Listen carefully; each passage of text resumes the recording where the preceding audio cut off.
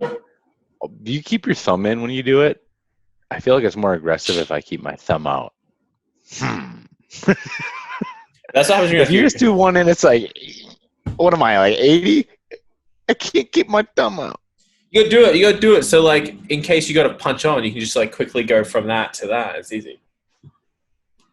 There's just popcorn fucking it's everywhere, the same man. movement to go from this to this, whether it is from this to this. It's a. I just don't flip people off that often. I imagine at some point you get sick of looking at our faces and fuck you. You know. This isn't where I parked my car. Yeah, this is where I parked my car. Dude, what's mine say? Dude, sweet. What does mine say? Dude. Zoltan. Dude, when did you get so fucking sexy? This tape will self-destruct in 5, 4.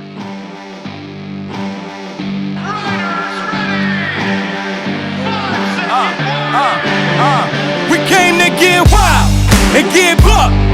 Came to rock the house and get drunk. From the floor to the ceiling, go nuts. Any sign of destruction's on us. My adrenaline's pumping, feel it all in my veins. Don't worry, percussions, then stay out the way. Like a lineman rushing to take them out of the game. Got the party jumping.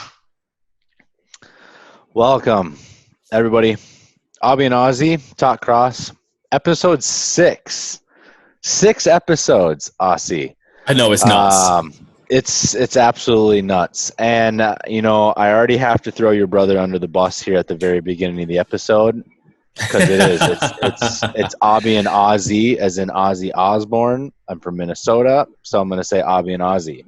So it's welcome to AubyNAussie, Talk Cross, episode 6, Crash Test Dummies. It's all about the gear and how we don't break everything every weekend, right? We do break a lot of gear, though, unfortunately. That's very, very true. We, again, 2 freaking goofballs in love with extreme sports. We participate in ice cross downhill. My name is TJ Albrecht, broadcasting from Minnesota. Aussie Crasher, broadcasting from Brisbane, Australia. We want to thank you guys for joining us again. Episode 6. The whole podcast thing has been a long time coming, and I'm super happy we made it to episode 6. I didn't think it would happen. I honestly thought we run out of ideas after the first one, but somehow we have kept it going, which is kind of good because there is a lot more to come. So I'm really excited to see who else we can get on and where we can go. We have so many ideas for today for Crash Test Dummies. Really look forward to plenty of laughs with the downhill expert himself, Mr. Reed Whiting. Mr. GoPro runs himself. We really appreciate you hopping on with us, bud. Yeah, no worries, man. As the trend has been going for the last couple episodes that we have had special guests, our first question has to be, are you going to do a shoey for the boys?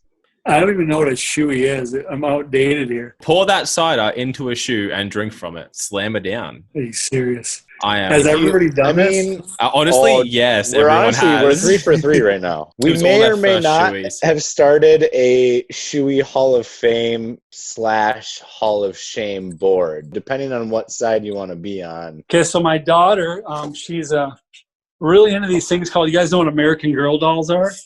I do not. I don't. I'm guessing it's like a doll? So this is American Girl doll.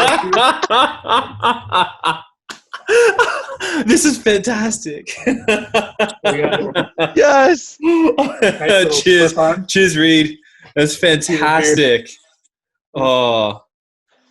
There you go. Just to kind of give a quick glimpse of Reed Whiting himself, why don't you kind of give our viewers who, what, where, when, why in relation to ice cross, bud? Yeah, well, I got on all this, 2011, 2012. I was in France skiing. I was watching some clips online of one of my buddies trying to qualify for St. Paul. I just thought to myself, I think I can do that. So the next year, I basically figured out when the qualifications were. When qualified, went to St. Paul, first race, I made it to the round of 64. Actually, Fisher knocked me out. I was in second place, and I ate it. Fisher made a pass on me. Sneaky fish. And, yeah, always. Just like he passes everybody. Took over there. But then that year, I just was hooked. I mean, just like everybody gets hooked to this sport. I couldn't think of anything else, and I just wanted back in. And at that point, that we had no Riders Cups. We had the only way to get on the tour was to either miraculously do unreal your first race or get into another one. So I was working out in Baltimore. This is kind of crazy. And I saw a Facebook post saying qualifier in Switzerland. This was on like Thursday, and the qualifier was on Saturday. So literally I just booked a flight, flew to the middle of Switzerland, this little tiny resort called Arolo. Showed up there. Nobody knew anything about what was going on. I'm like going around the resort trying to talk to people. Nobody had any clue about this ice cross stuff. Finally, I saw a dude with a St. Paul hat on, and it was actually Kim Mueller's dad who worked at that resort. He couldn't speak any English, but we were just kind of like grunting to each other, and I knew I was in the right spot. And I ended up qualifying for the race there in Switzerland that year, made the round of 32 that time, and the rest is history. Trained my ass off that winter, made the tour my first race the next year, and had a short couple-year career until I started getting beat up, and I've been doing commentating and course previews ever since. So you're just a skiing background, or do you have like a hockey background, or where did you kind of come from before that? Yeah, you played some puck in your day. Yeah, I played for Ohio State, Division I hockey, and I skied a lot growing up. Well, not a lot. I mean, when you're playing hockey, obviously a lot of coaches try to steer you clear of skiing, but once college ended, I was doing ski trips all over the world and really passionate about skiing. And then it's just a perfect mix of both, right? They came together nicely with ice cross. I love it, man. I mean, I think, like you said, that's a perfect background for it. Hockey with ice, skiing with downhill. I mean, your personality fits tremendously with the sport.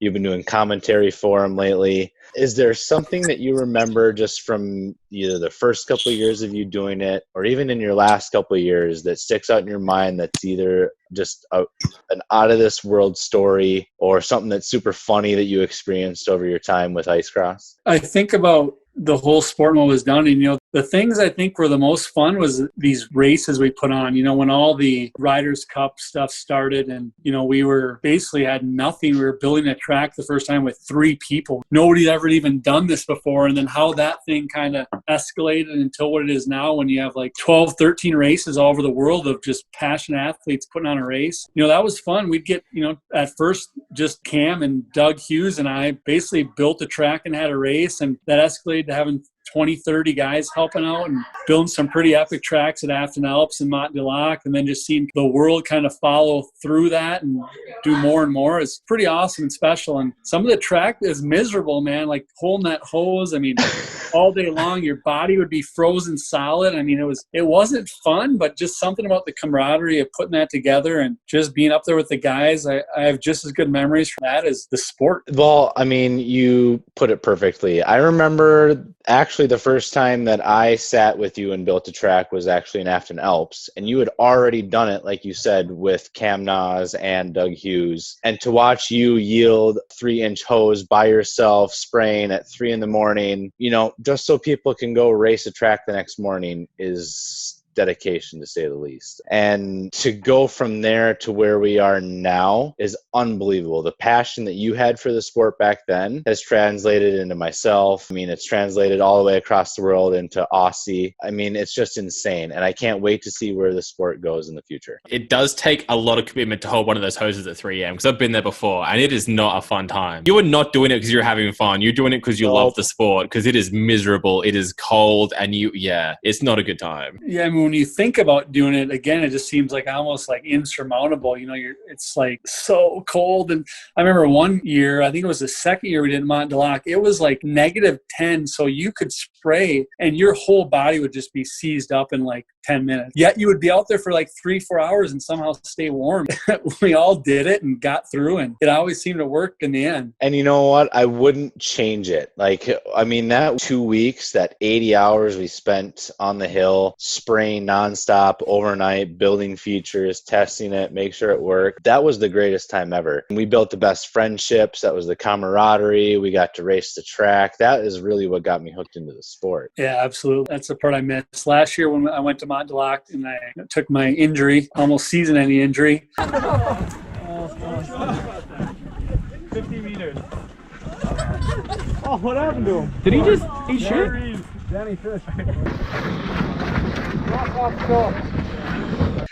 Even just, remember sitting at the bar with Dougie, we were kind of reminiscent of how this came, and all of a sudden, Montelak was going to be on Fox Sports last year, and, doing full commentary. And it was kind of nice showing up there and not having to do a damn thing, I'll be honest. It's just like, usually I'm used to having the world on my shoulders, trying to race and make sure everything's organized. But this time we just sat back and just let everybody else do the work. And it was a beautiful thing. You truly built something tremendous from nothing. And there's a lot of people that appreciate it, even though you may not see that from day to day. I appreciate that. I don't know if a lot of our viewers know, Reed, you may or may not be active on social media. You can give a sponsor plug, something if you want to. Give a shout out right now. Yeah, no, I don't do much anymore on social media except for my, I own a hunting outfitting business in Southeast Iowa. I try to build the following of that, but that's about it. If it's not business related, I kind of off there a bit. But so no one needs to follow my life. Hey, no worries. Because social media is overrated. That's why. Exactly. Our last episode, I should actually say our two last episodes, kind of led into what the ATSX was. With you being involved since 2011, 2012, basically the infancy of the sport in the U.S. What's your involvement within the ATSX? Well, I've been the vice president since it started. That's been a growing project too. I think there was a misconception early on that people thought that everything's just supposed to be perfect from day one. Like, this sport's changing, there's all this stuff happening, and you're just supposed to have this like perfect organization that everything works great and all the money and all the fees and all, that's just not how shit works. That's not how life works. And that's been a work in progress, but it's taken a lot of commitment.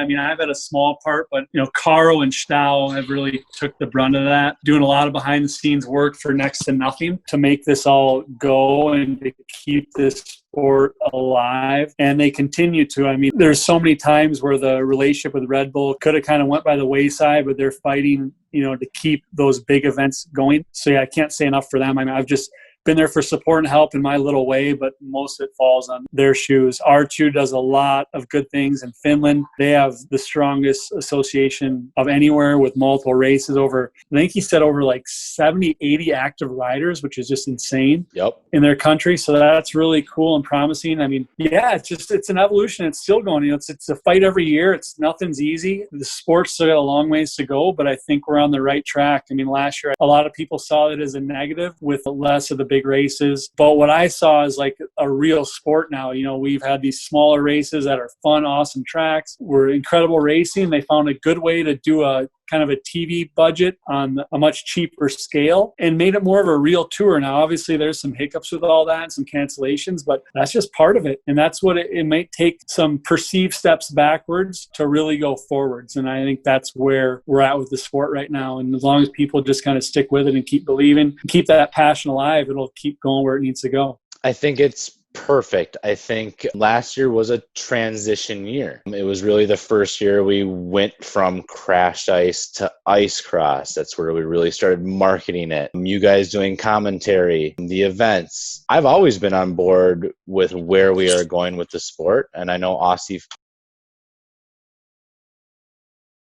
feels the same way. Yeah, like even from my first season, like seeing the growth in that 5 years, like it's been huge every year. If you don't see it on the surface, it's the work behind the scenes that isn't setting up for just the next season. It's the few seasons down the track, which they're thinking, which is fantastic because it's better to have a plan than just like flying by the seat of your pants, right? It's been really fantastic. It was a bit disappointing that the world situation caused the cancellation of last season, but I'm really looking forward to seeing where the next seasons go because we've heard some fantastic things and I'm really looking forward to seeing them implemented. As we kind of move on here, you gave yourself obviously huge credibility talking about your involvement with the ATSX, your career in ice cross. This episode's all about Crash Test Dummies and about the gear, what you've seen, what you've experienced. I just kind of want to first talk about maybe the different styles that you've seen. And this could be from US to Europe, or your very first year trying it out where you maybe have been in all hockey gear to your last year? Yeah, I mean, I got to credit myself with probably the forefront of the gear changes.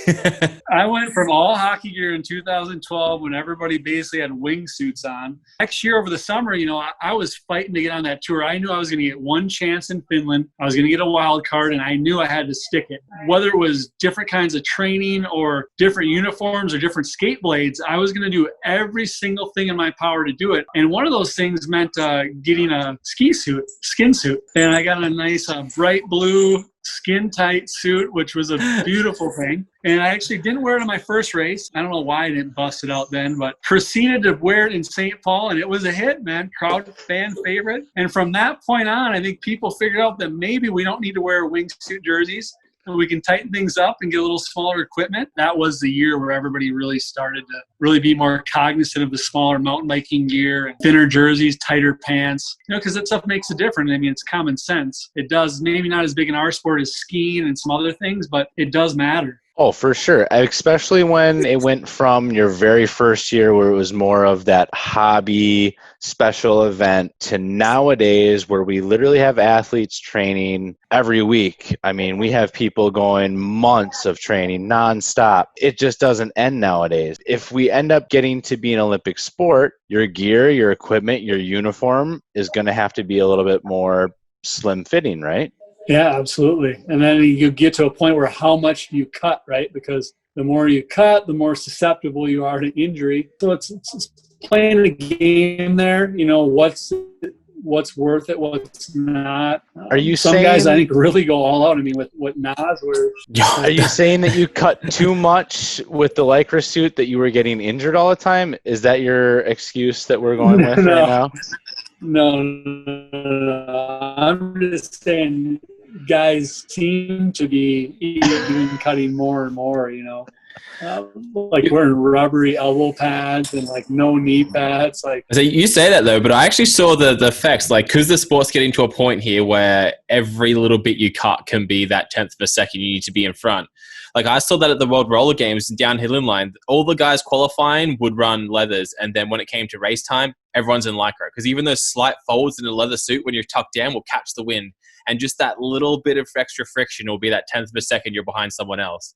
So it's going to get to a point now, you see it now, like as you were saying, Nas, he wears probably G-form tops and G-form pants, and that is the extent of his pads. Like, that is not a lot of pads to be running down these hills on. I guess if you got that sort of level, you don't fall as much as some of us do. Yeah. You kind of get away with it. Yeah, absolutely. You get away with it till you don't. That's it. Till you take one stride out of the gate and your back goes out. Then you realize that it didn't matter what pads you had on. You just Actually, it's new to Aussie, and I don't know if it's new to you, but at least to me and Kale and some of the other guys, there's been this ongoing debate about the cup versus no cup situation. Who wears cups? That's what I thought. I was like, who the hell would wear a cup? It's the worst idea ever. Yeah, well, honestly, coming from crazy. Well, I'm not hung. I mustn't be hung like TJ, so I obviously don't need a cup. So that might be the difference here. Hey, you know what? There are two gingers on this call right now. I can just say that. So we generally end up wearing cups. But I wore a cup my first year. I slammed hard enough to know that you should not wear a cup in this sport. Yeah, I've never worn one. That was common sense from the start for me, teacher. It's minus 20 outside. Like, how do you find it anyway? Like, you don't. It doesn't make any sense. You got nothing to be trying to protect down there. You're fine. Yeah, I'm all shriveled up. Yeah. The worst thing's when you're like in Bastille, Finland, you finally get those shitty skis down the slope. You're like, oh, I gotta take a slash. You run into the porta potty. It's like minus 20 Celsius outside, and you got 3 inches of gear, and you're like digging in. You're like, what is this? This is gonna be the worst. No, everybody else falls before you get to the tent, unless you're Dean or Dylan Moriarty, in which you just ski directly into the tent, right onto where you just need to be seated, right next to Ollie. That actually is the most dangerous part of the sport. It was that ski run. Well, I thought it was funny because that was technically my first time skiing ever. Derek Wedges is like a skiing pro, isn't he? Like, he's an actual professional skier. I watched him eat it on those things. I'm like, if he can't do it, it's okay that I can't do it. But it's still, that's That was the worst way to get to a track at like 6 o'clock in the morning when you're kind of still half asleep. I fucking love that, man. I haven't heard from that guy in a while. I'm happy that we basically settled the cup or no cup debate. Kale, It was sorry, never a debate. I don't even know why that was a thing. That's so weird. It just must be a Minnesotan thing, I guess. I don't know. You guys must be needing to protect some stuff down there. But besides that fail of the cup or no cup in Minnesota, Reed, throughout your career in ice cross, what would you say is the weirdest thing you've seen in terms of equipment fails? I don't know who they are, but I've seen this a couple times where, I used to get rollerblades that would convert into skates. So some of these dudes, one of the guys runs Seba skates with the ice blade. Oh man, and I've like pulled them aside and been like, "Look, man, you're on crack. Like you can't wear this." Like, but I'm used to the inline. I like the inline skate. I'm like, and then of course they're like busting their ankle every time. Like, but it's like a recurring theme. Like they think most of them can't skate anyways, so it's like not good to begin with. It's bad, man. And I don't know why they think like it's not a coincidence that the other 127 people are wearing hockey skates and you and some other guy wearing Sebas. Like, hello. It's that special recipe. Yeah. They think it's going to work. You got to try something different. No, also, I was going to say, ice hockey skates are not cheap. They are not cheap, and to get to get an ice blade for a roller chassis is actually a lot cheaper. So if it's your first time in the sport, it might be the stupidest idea to do, but if you want to do it again, you definitely got to get a proper setup for sure. Do you remember being up at Montulac and having Rob Penningroth break his skate? It either was after practice or after time trials. I can't remember if you were sitting next to him or around him. I mean, I know you were running the event, so you were all over the place. I think we tied his skate together with skate laces and duct tape and some staples and shit like that. I don't know if you remember that or not. Yeah, the thing I can always remember about Rob is he's always either breaking something on his own body or equipment pretty much every race.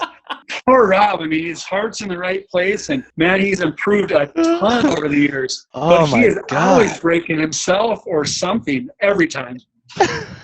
And he's always got a good reason for it. Like he always has the best story of how it happened too. Like he's come up, he's all sad, he's like bummed out. He's like, "Oh man!" But it's like the same. It's like Groundhog Day because like last year you heard the same story about him ripping his shoulder out of his socket, and you're like, "Am I dreaming?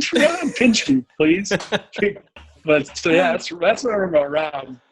Oh my God, I love that kid. He has the biggest heart of any man, and he will do anything for anybody. And like you said, he has progressed tenfold in the last 3 to 4 years, which is a testament to not only himself, but the sport, right? You can have people who have never, ever, ever stepped foot on an ice cross track. You give them maybe an hour, 2 hours just going down a track at Montulac, right? And all of a sudden you have a kid who's 8, 10, 12, 14 years old who now can like race down that track with the best of them and have a great time and be laughing the whole time down the track. Absolutely. We've seen that from the kids cross, how quick kids will evolve. I mean, just in a couple runs, 6, 7-year-olds ripping down these tracks. It's not like, people perceive it's just so dangerous and there's all these injuries. And that's why a lot of parents don't want their kids trying to just predict. You're falling on and off. There's very few injuries. Kids pick it up really quick too when they try it. Problem is they won't want to play hockey if they kept doing it too much. That's the last thing parents want. Well, I thought you did ice cross if you couldn't play hockey. If you don't have the hand skills, that's why you do ice cross, right? That's true. My hands were never the best. I always wanted to open it up to that level of athlete that maybe was the fastest person on the team, but maybe never had the best hands, right? It keeps kids out of trouble growing up, and if you can grow the sport to become like a USA hockey, who knows where it can go in the future? Oh, absolutely. Yeah. Just need some permanent track stop or just some more opportunity for people to get on. That's the big thing. And then just getting people to try it. That's what always gets me. I don't know why. Sometimes it seems so hard for people. Everybody seems to want to try it on social media. We always see these posts, like people posting their friends and I'd be awesome at that. Well, dude, then just come on out. Like this is a call to everybody. I mean, just come try it. You think you can do it? You probably can. Come kick TJ's butt. I get that all the time because I get Aussies being like, "Oh, that's so sick." Do like the Red Bull pay for you to get across there? You're like, "No, you pay for it yourself," and then you don't hear anything back. But everyone wants to skate for it if they think they're gonna get it for free. Yeah, I guess it's the financial commitment that people don't want to put in. But it's still like I've seen probably a third of the people that have contacted me actually make it to a race, and only one of them, an additional one person, has continued on with the sport because everyone else just either didn't like it or just couldn't do it and just kind of gave up from that. Yeah, it is true. Everyone always says they can do it until they get to the top in that start gate, and it's a whole different story. Well, I haven't had nothing but great experiences, especially at the track at Montulac. We've had kids as young as 8, 9 years old, and I believe we had a guy as old as 70. Reed? Yeah, there was somebody okay. really old. All right. Older than me. Just by a few years. So, I mean, honestly, regardless of age, regardless of skill level, the sport can be for anybody. And we want to make sure that if you do end up making it to a Riders' Cup, you're going to have a chance to go down the track at your own skill level with the right amount of people, with somebody right there next to you if you're unsure of anything. We just want to make sure everybody's having a great time on the track. That's all I want from any track, honestly. Even though like you get to a track, there is like a minimum level of safety equipment you do have to wear, which is obviously is governed by the ATSX, which is the governing body for the sport itself. But we will include a picture of what you have to wear to get on the track. There are additional items to what people will wear on top of that. So, Reed, do you wear any additional gear to what the ATSX recommends, or you just kind of bare basics, get it done? Because you do have to commentate afterwards. You have to get the quick dress change done. Yeah, well, there is a new gear that they're going to make everybody wear next year. Oh, that's not how you wear that, by the way. Just on top of the. There you go. This will be required for all races next year. That's fantastic because I hate when the photographers get my face because it's not a pretty face. That's why I went to the full face back there, because you get more photos and no one can see you terrified. We're going to talk to 5-Hole about matching the jersey. So, this will be another place you can match your more sponsors. Yes. More sponsored. Oh, there we go. Really a bonus. Unfortunately, I don't want to get you guys sick on this call either, so I figured this probably is good. Well, that's the thing. I'm not going to be able to hear that beautiful voice of yours for those POV clips if you're going to be wearing a mask the whole time. That's not fair. I'm trying to get this new rule removed, so I'll do my best for everybody. But Aussie, in terms of, would you say, actual race gear, do you wear anything additional that maybe somebody who's trying to get into the sport maybe want to pick up before they take their first chance down the track? Yeah, I certainly do, because I fall a lot. So I always make sure the key points are kind of covered. So I double up on knee pads and padded pants. Like I have a set of G-forms under my knee pads just for that kind of impact with the D3O. And then also padded pants as well, because there's nothing worse than falling on your hip time and time again. And some tracks, depending on the size of them, a spine protector is a must, because some of those airs you get.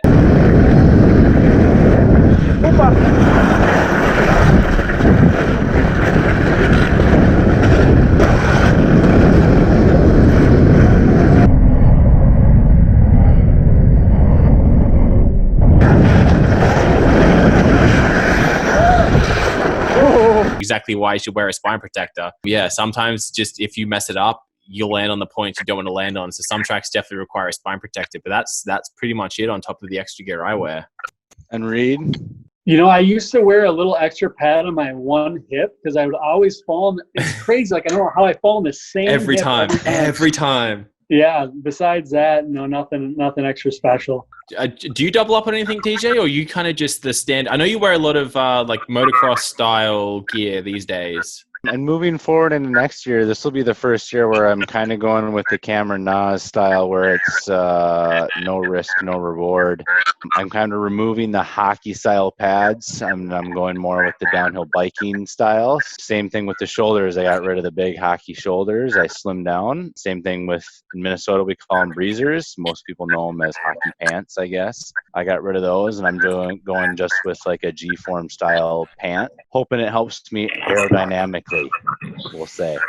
I still got the blue suit if you ever want to try it out. You know what? I might have to. I've only seen your success in it, and I really hope it translates over to my skill level. I'm sure it will. Even just the fact that, you can double up on the stuff that is recommended. We were kind of looking to talk into any specific ice cross style gear.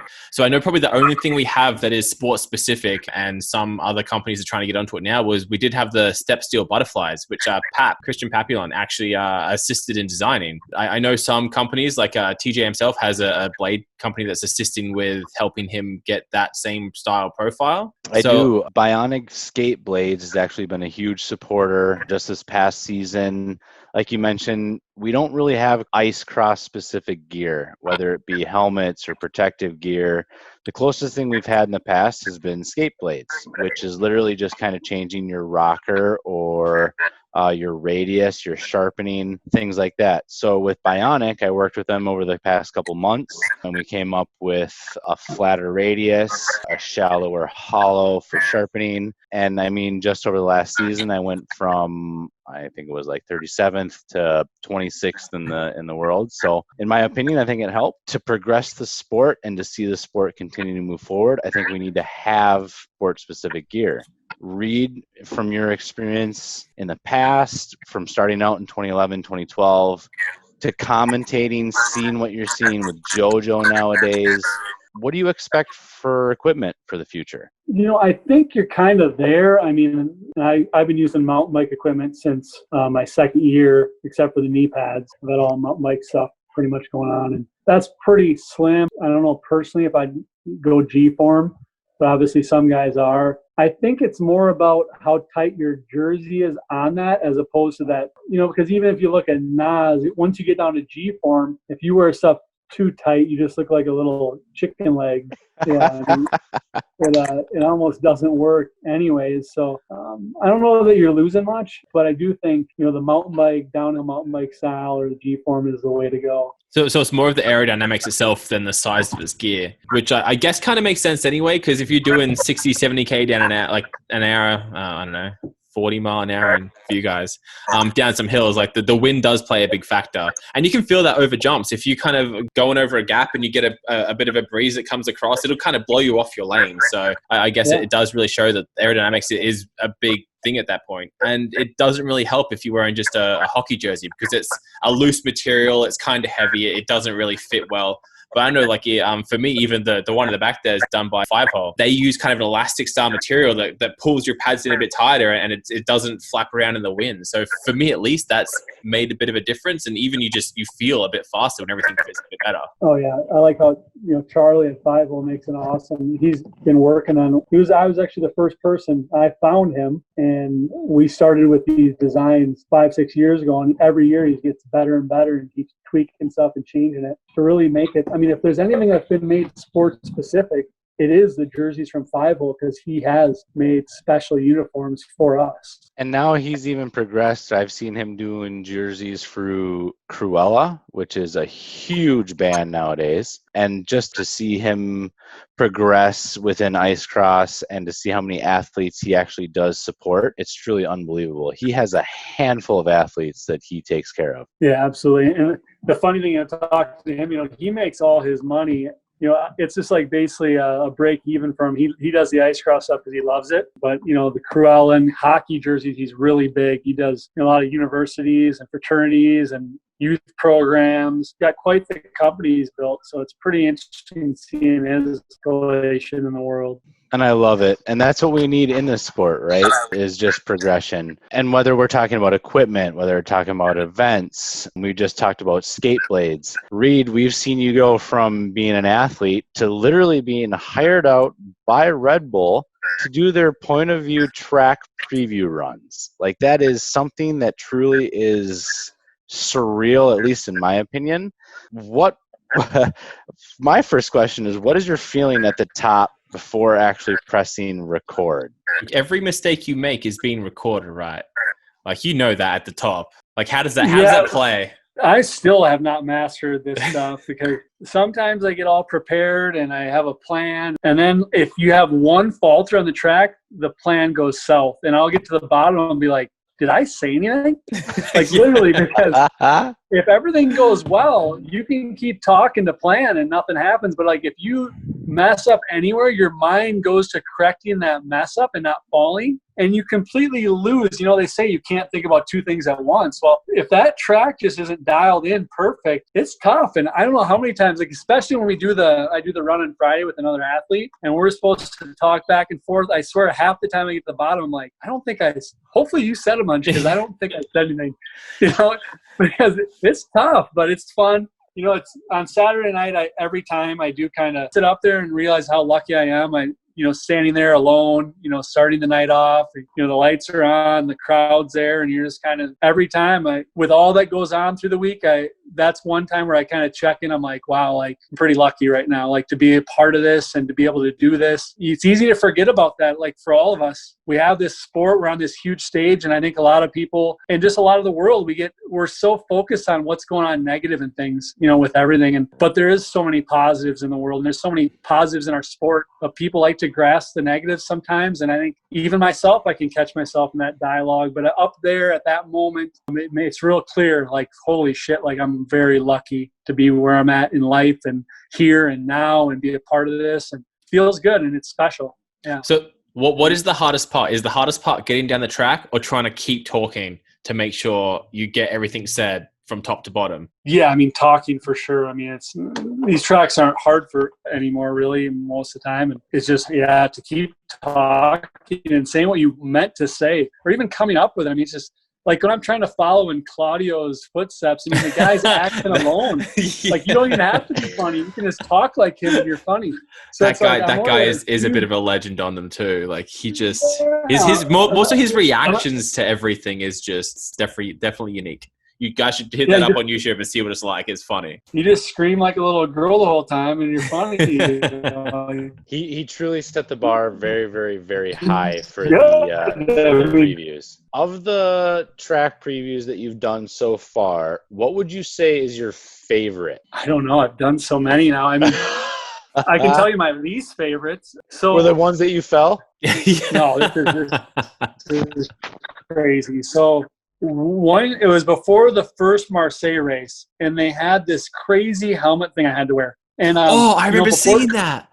That looked heavy and out of control. So I think I wore so they're like, okay, you're gonna have to do one, and you're gonna go to commentate, because I gotta literally run to the commentating booth after my run and get in there and get going. So I get down, and they're like, we forgot to push record. So I'm like, Are you serious? Like, so they're racing me back to the top to do it again. And then I get down again, and they're like, your mic was muffled. So like, and then you're at a countdown, like the race is starting. So then they run me back up again. So I literally did 3 runs, and I was like done, dude, like done by the third one. And I went to that commentator's booth. Like, Troy was like literally starting the race, and I just geared down to my boxers, and I was so hot and overheating. I just commentated in like my job, like the whole time, because I was like frustrated and like just ready to pass out, and just so hot, so mad and angry. Yeah, but it ended up being one of the funner nights. But man, that sucked, dude. Especially for an old guy like me. Oh my God. Yeah, back to back to back, and you're just racing, and then they need the footage, so like it's more pressure every time to get it right.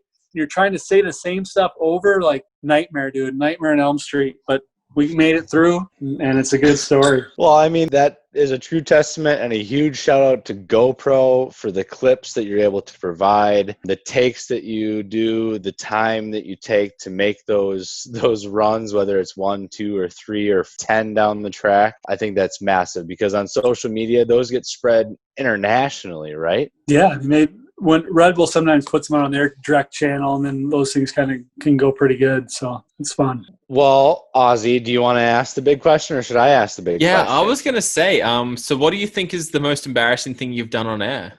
Either be it a run or commentating. What is something you've kind of done and been like, oh no?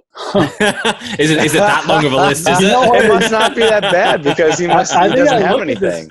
I think I look at this stuff differently, because I think if I was to say something I thought was like out of line or embarrassing, to me it's kind of like a good thing, because one, you said it and you can't take it back, so it's over and done.